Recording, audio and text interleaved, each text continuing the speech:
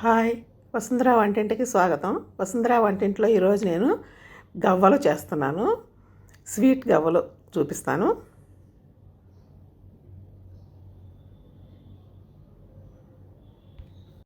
ఈ గవ్వలు చేయడానికి ముందుగా పిండి జాలీలో వేసుకుని కొంచెం జల్లించుకోవాలి, పురుగులు అవి లేకుండా శుభ్రంగా.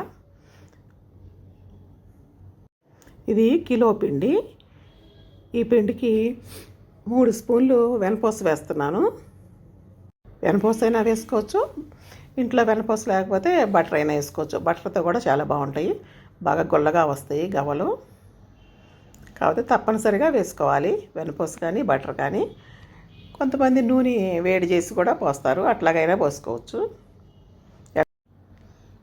కలుపుకోవాలి, బాగా మెత్తగా కలుపుకోవాలి. వెన్నపూస అంతా పిండిలో కలిసేటట్టు ముందు వాటర్ వేయకుండా వెనపూసతో కలపాలి. కలిసినంతవరకు వెనపూసతోనే. ఇప్పుడు కొంచెం కొంచెం వాటర్ వేసుకుంటూ పలచనవ్వకుండా కలుపుకోవాలి. ఎక్కువగా ఒకసారి పోసేస్తే వాటర్ పలచనైపోద్ది. ఇది మైదా పిండి కాదు, తెల్ల గోధుమ పిండి. మైదా పిండి అయినా తెల్ల గోధుమ పిండి అయినా కొంచెం ఉరినే తొందరగా పలచనైపోద్ది. జాగ్రత్తగా కలుపుకోవాలి. ఈ విధంగా కలుపుకోవాలి. మరీ గట్టిగా కలుపుకుంటే గవ్వలు గట్టిగా ఉంటాయి, బోలు రావు. కొంచెం మెత్తగా పలచగా కలుపుకుంటేనే గవ్వలు బాగా వస్తాయి. ఇట్లా పెట్టేసుకొని కొంచెం సేపు మూత పెట్టుకొని ఒక అరగంట పెట్టుకోవాలి. తర్వాత మనం ఒక గిన్నెలో ఇది 600 గ్రాముల బెల్లం. ఇది కొంచెం వాటర్ వేసుకొని నానబెట్టుకుందాము. కిలో పిండి 600 గ్రాముల బెల్లం. కొంచెం వాటర్, బెల్లం కొంచెం మునిగే వరకు వాటర్ వేసుకుని నానబెట్టుకుందాము. ఒక అరగంట పిండి నానబెట్టుకున్నాం కదా, ఇంకొంచెం మెత్తగా కలిపేసుకుందాం పిండిని. వెనపోసేసాం కదా, పిండి చాలా మృదువుగా ఉంది. ఎంత మెత్తగా ఉందో. ఇవి ఉండలు చేసుకోవాలి. ఇంకట్లా గుండ్రంగా ఏమీ చేయక్కర్లేదు. ఎట్లా చేసినా కూడా గవ్వలు బాగా వస్తాయి. మరి గుండ్రంగా చేస్తేనే కొంచెం గట్టిగా వస్తాయి, ఎట్లా చేసినా బాగుంటాయి. అయ్యో ఉండలు అట్లా చేసేసుకున్నాను. ఇట్లా ఉండలు చేసేసుకుని గవ్వలు చేసేసుకుందాం. ఇంకా ఈజీగా ఉంటుంది అప్పుడు మనకి. ఒక గవ్వల చెక్క తీసుకుని ఆ చెక్క మీద ఇట్లా చేసుకోవాలి. ఈ పిల్లలు ఎంతో ఇష్టంగా తింటారు ఈ గవ్వలు. పచ్చగా బాగా వస్తున్నాయి. చాలా ఈజీ గవ్వలు చేసుకోవటం, ఎవరైనా చేసుకోవచ్చు.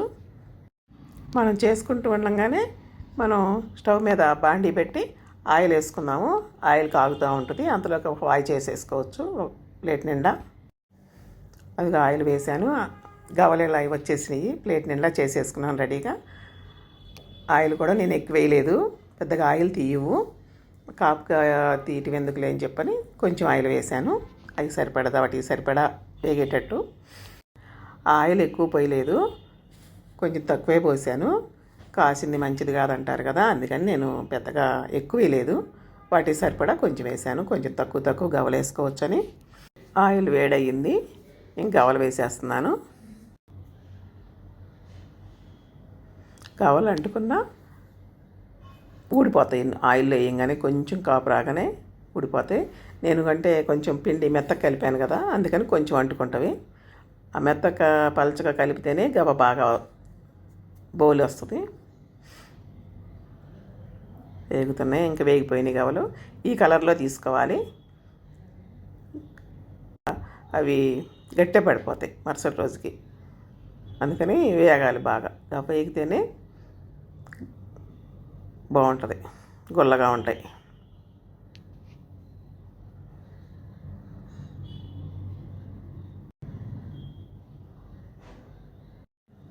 మళ్ళీ ఆయిల్లో రెండోసారి వేద్దాము. ఈ వేగేటప్పటికి మనం బెల్లం పెట్టుకుందాము పొయ్యి మీద.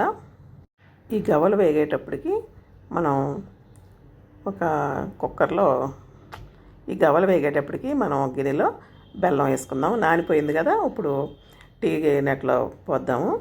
దాంట్లో డస్ట్ అంతా వచ్చేస్తుంది, ఎన్ని ఇసుక రాయి ఉన్నా కూడా. చూడండి ఎంత ఆగం వచ్చిందో బెల్లంలో.